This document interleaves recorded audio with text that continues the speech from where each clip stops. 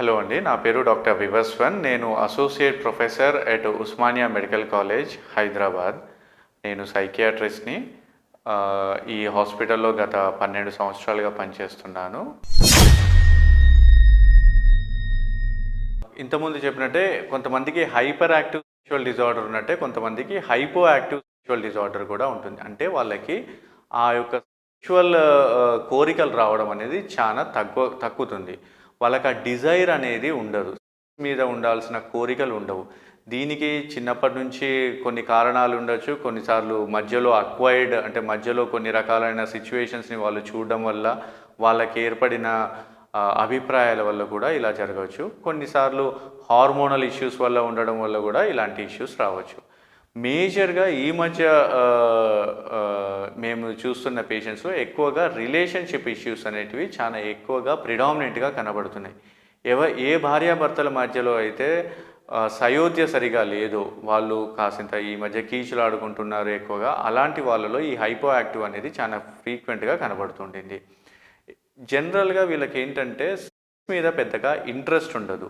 వాళ్ళకి రావాల్సిన కోరికలనేటివి అంత ఫ్రీక్వెంట్‌గా రావు. ఒకవేళ కోరికలు వచ్చినా కూడా అవి జనరల్‌గా నార్మల్‌గా ఉండాల్సినంత ఇంటెన్సిటీ, అంత తీవ్రతతోటి ఉండవు. సో, దీనివల్ల ఏం చేస్తారంటే వాళ్ళు సెక్స్‌ని చాలా మట్టుకి అవాయిడ్ చేయడానికి ట్రై చేస్తారు. సెక్స్‌కి సంబంధించిన సిట్యుయేషన్స్ ఎక్కడైతే జరుగుతుందో అలాంటి సిట్యుయేషన్స్‌ని కూడా వీళ్ళు అవాయిడ్ చేయడానికి ఎక్కువగా చూస్తారు. వాళ్ళకి ఆ సెక్స్ అనే దాని మీద ఎక్కువగా ఇంట్రెస్ట్ అనేది ఉండదు. కొంతమంది డిప్రెషన్‌తో బాధపడే వాళ్ళలో కూడా ఈ లక్షణాలు మనం చూస్తాము. కొన్ని రకాల యాంగ్జైటీ డిజార్డర్స్ ఉంటవి. వాటిలలో కూడా ఇలాంటి ఇలాంటి సిట్యుయేషన్స్ మనకు జనరల్‌గా కామన్‌గా కనపడతాయి. కొంతమంది కంటామినేషన్ అలాంటి ఆలోచనలు ఉన్నవాళ్ళు వాళ్ళలో కూడా ఈ హైపో యాక్టివ్ అనేది చాలా ఫ్రీక్వెంట్‌గా కనబడుతుంటుంది. దీనికి మనము కారణం ఏంటిదో తెలుసుకొని, ఇప్పుడు చెప్పిన వాటిలో ఏదైతే కారణం, ఏదైతే వాళ్ళని సెక్స్‌కి దూరం చేస్తుందో, ఎందుకు వాళ్ళకి కోరికలు రావట్లేదు, హార్మోన్సా, లేకపోతే వాళ్ళు లైఫ్‌లో ఎదుర్కొన్న సిట్యుయేషన్సా, లేకుంటే వాళ్ళకి సెక్స్ మీద ఉన్న అభిప్రాయమా, దేనివల్ల వాళ్ళు హైపో యాక్టివ్ అయ్యారో అనే విషయాన్ని మనం కనుక కనుక్కొని దానికి తగ్గ ట్రీట్మెంట్, రకరకాల ట్రీట్మెంట్స్ ఉన్నాయి. ఒకవేళ హార్మోనల్ తగ్గితే టెస్టోస్టిరాన్ సప్లిమెంట్స్ అలా ఇవ్వచ్చు. లేదు కొన్ని రకాల డిప్రెషన్‌తో ఉంటే కొన్ని యాంటీ డిప్రెసెంట్స్, బిప్రోపియాను, బుస్పిరాను, కొన్ని రకాల యాంగ్జైటీ ఇష్యూస్ ఉంటే బిస్పిరాన్ యూజ్ చేయొచ్చు.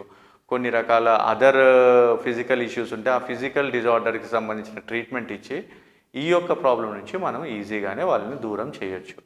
దీనితో సైలెంట్‌గా సఫర్ అయ్యే బదులు దగ్గరలో ఉన్న సైకియాట్రిస్ట్‌ని కలిసి సరైన ట్రీట్మెంటు, కౌన్సిలింగ్ వీలైతే కౌన్సిలింగ్, ట్రీట్మెంట్ వీలైతే ట్రీట్మెంటు, లేదా ఏదైనా అవసరాలు ఇంకేదైనా రకాలైన ట్రీట్మెంట్, కొన్ని రకాల టెక్నిక్స్ ఉంటవి. ఆ టెక్నిక్స్ కనుక మీరు లెర్న్ చేసేసి దానికి అనుగుణంగా కనుక మీరు ప్రొసీడ్ అయిపోతే ఈ యొక్క ఇబ్బంది నుంచి ఈజీగానే మనం బయటపడొచ్చు.